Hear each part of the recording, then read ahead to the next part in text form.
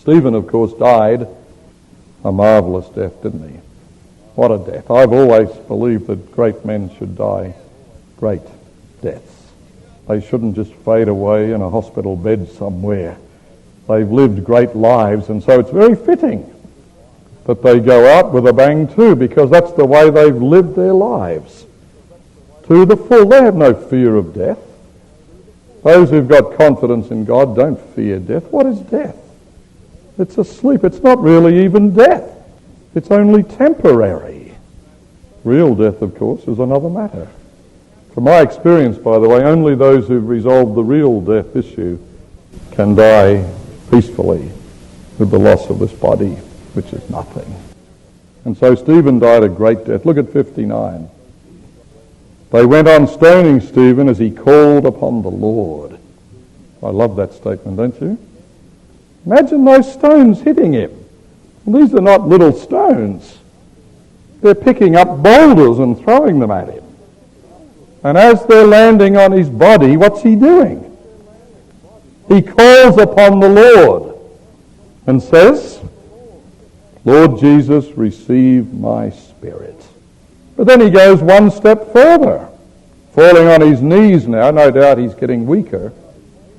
He cried out with a loud voice, Lord, do not hold this sin against them. Isn't that beautiful? That is so powerful to do that. To die like that. What an impact it must have made on those who were watching. Do you think it made an impression on Saul? Well, you better believe it. Saul had never witnessed anything like this in his whole life.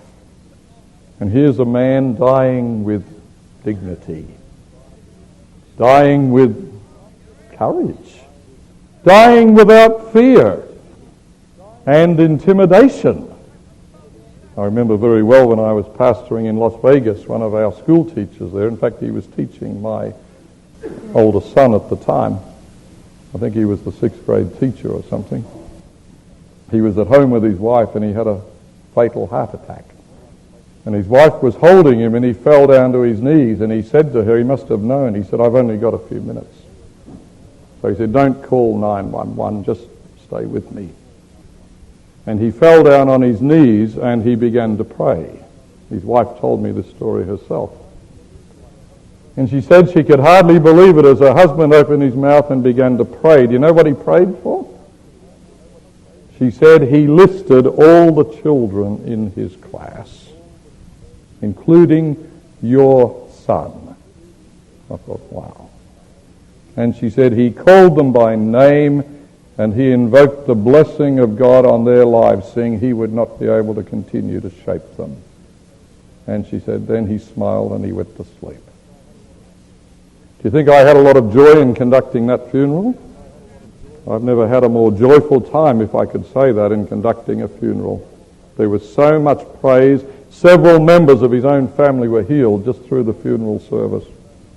I run into them periodically. They remind me about it. They said, that was the most positive funeral. I said, I felt it myself.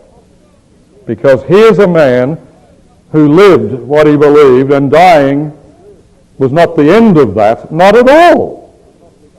He was just simply going into the arms of Jesus to be awakened and continue on with the same relationship that he already had with Jesus Christ. You know that it's all about relationships, don't you? Salvation is about relationships. It's not all the knowledge you've got. It's not your ability to defend all your doctrines. Salvation is all about knowing Jesus.